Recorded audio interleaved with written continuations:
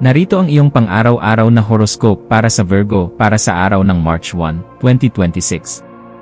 Sa pagpasok ng petsang ito ng March 1, mararamdaman mo ang isang matinding udyok na ayusin ang bawat aspeto ng iyong buhay simula sa pinakamaliit na detalye hanggang sa pinakamalalaking plano para sa hinaharap.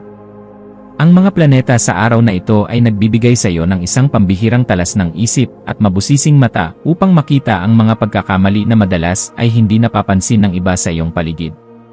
Gamitin ang biyayang ito upang ayusin ang iyong schedule at tanggalin ang mga gawaing wala namang direktang ambag sa iyong paglago. Dahil ang oras ay mahalaga at ang iyong kakayahang maging produktibo ay nasa pinakamataas na antas sa kasalukuyang sandali. Pagdating sa iyong karera at mga tungkulin sa trabaho, ang araw na ito ay nagdadala ng isang pagkakataon kung saan ang iyong galing sa pagsusuri ay lubos na kikilalanin ng iyong mga kasamahan at mga nakatataas sa opisina. Maaaring may isang proyektong nangangailangan ng mabilis na solusyon, at ang iyong pagiging sistematiko ang magsisilbing susi upang maibalik ang kaayusan sa inyong pangkat nang hindi nagsasakripisyo ng kalidad. Huwag kang matakot na ibahagi ang iyong mga mungkahi tungkol sa kung paano mapapaganda ang daloy ng inyong trabaho, sapagkat ang iyong boses ay itinuturing na pundasyon ng katatagan at kahusayan sa loob ng inyong organisasyon ngayong araw. Sa usaping pananalapi, ang March 1 ay nagpapaalala sa iyo na maging mapagmatsyag sa iyong mga gastusin, lalo na sa mga maliliit na bagay na kung pagsasamahin ay maaaring makabutas sa iyong bulsa. Mainam na gumawa ng isang listahan ng iyong mga prioridad at iwasan ang pagbili ng mga kagamitan na hindi naman kailangan sa kasalukuyang takbo ng iyong buhay o negosyo. Ang iyong natural na pagiging masinop ay magsisilbing proteksyon mo laban sa anumang panganib sa pera. Kaya manatiling disiplinado sa iyong budget at huwag magpadala sa mga alok na mukhang maganda ngunit wala namang matibay na basehan o sapat na seguridad para sa iyong kinabukasan.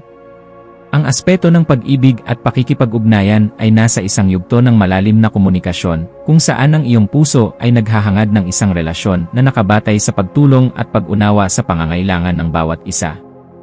Ang pagpapakita ng iyong pagmamahal sa pamamagitan ng paggawa ng mga pabor o pagtulong sa mga gawain ng iyong kapareha ay lalong magpapatibay sa inyong ugnayan dahil mas pinahahalagahan mo ang gawa kaysa sa mabulaklak na salita. Para sa mga naghahanap pa ng katuwang, ang iyong pagiging maayos at ang iyong matalinong pananaw sa buhay ay magsisilbing magnet para sa mga taong naghahangad ng isang matatag at seryosong relasyon na puno ng respeto. Ang iyong kalusugan ay nangangailangan ng sapat na atensyon, lalo na sa iyong sistema ng pagtunaw at sa iyong kaisipan na maaaring makaramdam ng pagod dahil sa labis na pag-aalala sa mga maliliit na detalye. Ang iyong katawan ay humihiling ng mga pagkain mayaman sa hibla at sapat na pag-inom ng tubig upang mapanatili ang iyong lakas habang tinatapos mo ang iyong mga tungkulin sa araw na ito. Ang pagsasagawa ng mga mahinahong ehersisyo gaya ng paglalakad sa umaga o ang paglalaan ng oras para sa tahimik na pagninilay ay makakatulong upang mailabas ang mga tensyon sa iyong sistema at mapalitan ito ng sariwang enerhiya na magpapanatili sa iyong sigla. Sa iyong pakikipagkapwa-tao, ang iyong papel bilang isang tagapayo at tagagawa ng solusyon ay magiging sentro ng atensyon, lalo na sa mga kaibigan na nahaharap sa mga komplikadong sitwasyon sa kanilang buhay.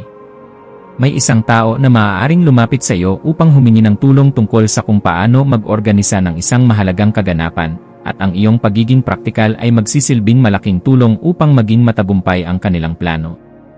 Maging mapagmasid sa bawat salitang iyong bibitawan at tiyakin na ang iyong mga payo ay nakatutok sa ikabubuti ng lahat ng hindi nakakalimot sa pagpapakita ng sapat na malasakit at paggalang sa damdamin ng iba. Ang iyong malikhaing isipan ay magkakaroon ng pambihirang kislap sa hapon, lalo na sa mga gawaing may kinalaman sa pagsasaayos ng datos, sining na may kinalaman sa teknolohiya, o anumang paraan ng pagpapahayag na nagpapakita ng iyong galing sa detalye. Huwag mong limitahan ang iyong sarili sa mga nakasanayang paraan lamang, bagkus ay subukan ang mga makabagong gamit o aplikasyon na magpapadali sa iyong mga gawain, habang pinapanatili ang iyong mataas na pamantayan. Ang pagbuo ng isang bagay na may layuning gawing mas madali ang buhay ng maraming tao ay nagbibigay sa iyo ng ganap na kagalakan at isang pakiramdam ng tagumpay na sadyang walang katumbas na halaga. Para sa pamilya, asahan ang isang kaganapan sa loob ng tahanan na mangangailangan ng iyong pagiging mahinahon upang mapanatili ang kaayusan sa gitna ng mga magkakaibang opinyon tungkol sa mga gawaing bahay. Ang iyong presensya ay magbibigay ng kagaanan dahil kaya mong hatiin ang mga responsibilidad sa paraang patas at katanggap-tanggap para sa lahat ng miyembro ng inyong pamilya sa araw na ito. Maging mapagpatawad sa mga pagkukulang ng iyong mga mahal sa buhay at maging isang gabay na laging handang makinig sa kanilang mga hinaing ng may sapat na pasensya at pag-unawa. Dahil ang matatag na pamilya ang iyong tunay na sandigan sa lahat ng oras. Ang iyong intuition ay magsisilbing isang matalas na kumpas sa pagpapasya tungkol sa isang bagong oportunidad na may kinalaman sa iyong personal na paglago o sa pagpapaganda ng iyong sariling kakayahan sa pamamagitan ng pag-aaral. Kung may nararamdamang udyok na linisin ang iyong silid o ayusin ang iyong mga dokumento upang maging mas produktibo, gawin ito ngayon dahil ang daloy ng enerhiya ay pabor sa mga gawaing nagdadala ng kaayusan. Ang iyong panloob na boses ay malakas na nagpapaalala na handa ka na para sa isang mas mataas na antas ng disiplina, kaya pakinggan ito at huwag mag-alinlangan sa iyong kakayahang magtagumpay sa anumang hamon. Sa aspeto ng edukasyon at pagkuha ng karunungan, ang iyong isipan ay magiging kasing bilis ng kuryente na handang unawain ang bawat detalye ng iyong mga binabasa, lalo na ang mga paksang may kinalaman sa agham o kalusugan. Gamitin ang panahong ito upang magbasa ng mga materyales na magpapalawak ng iyong pangunawa sa kung paano mo mapapabuti ang iyong sariling pamumuhay dahil ang bawat impormasyon ay mahalaga sa iyong pag-unlad. Ang pagiging mapanuri sa bawat datos na iyong matatanggap ay magsisilbing proteksyon mo laban sa maling kaalaman, kaya panatilihin ang iyong matalas na kaisipan sa lahat ng oras upang hindi ka maligaw sa iyong landas. Iwasan ang pagiging masyadong kritikal sa iyong sarili o sa ibang tao dahil ang pagpapanatili ng balanse sa pagitan ng pagiging perpeksyonista at pagiging mapagpatawad ay isang kasanayan na dapat mong pagtuunan ng pansin ngayon.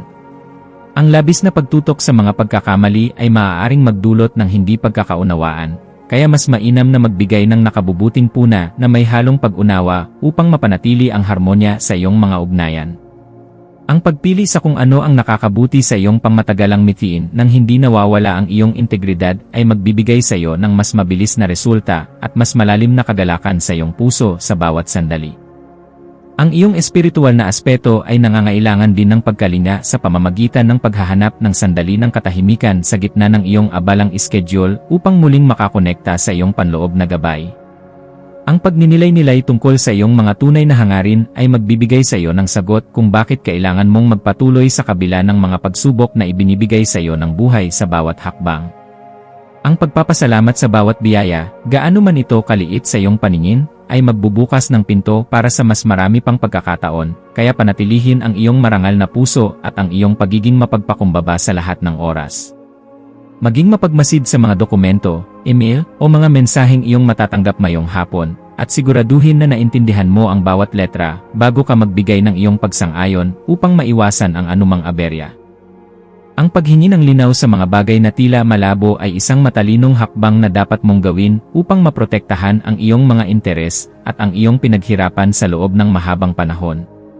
Ang pag-iingat sa ganitong mga usapin ay magbibigay sa iyo ng kapanatagan na ang iyong mga hakbang ay nasa loob ng katuwiran at hindi ka malalagay sa alanganin dahil lamang sa kakulangan sa mabusising pagsusuri. Sa pagdating ng gabi, maglaan ng oras upang ayusin ang iyong paligid at ang iyong isip sa pamamagitan ng pag-alis ng mga bagay na hindi mo na kailangan upang maging mahimbing ang iyong pagtulog at pahinga. Ang kaayusan sa iyong kapaligiran ay direktang nakakaapekto sa iyong pakiramdam. Kaya ang pagliligpit ng iyong mga gamit bago matulog ay makakatulong upang maalis ang mga tensyon na dulot ng maghapong trabaho. Ang pagpapasalamat sa bawat gawain na iyong natapos sa araw na ito ay magpapanatili sa iyong positibong disposisyon na siyang magsisilbing magnet para sa mas marami pang magagandang balita na darating sa iyong pintuan bukas. Bilang huling payo para sa iyo, laging tandaan na ang tunay na kahusayan ay hindi lamang matatagpuan sa pagiging perpekto, kundi sa patuloy na pagsisikap na maging mas mabuting bersyon ng iyong sarili sa bawat araw. Manatiling nakatutok sa iyong sariling landas habang nagpapakita ng malasakit sa mga taong nasa paligid mo, dahil ang kaganapan ng iyong pagkatao ay matatagpuan sa balanse ng iyong talino at ng iyong busilak na puso. Hayaang ang liwanag ng karunungan ang maging gabay mo sa pagtahak sa daan ng iyong mga adhikain, at maniwala ka na sa bawat mabusising hakbang mo, mayroong tagumpay na naghihintay para sa iyong kinabukasan. Ang iyong mga maswerteng numero para sa araw na ito ay 3, 5, at 14 na. Ang iyong maswerteng kulay ay kayumanggi o luntian na sumisimbolo sa katatagan at kalusugan. At ang maswerteng gawain para sa araw na ito ay ang paglilinis ng iyong drawer, ang paggawa ng to-do list para sa buong linggo, o ang pagbabasa ng isang artikulo tungkol sa wastong nutrisyon upang mas lalo mo pang mapangalagaan ang iyong sariling katawan at kaisipan.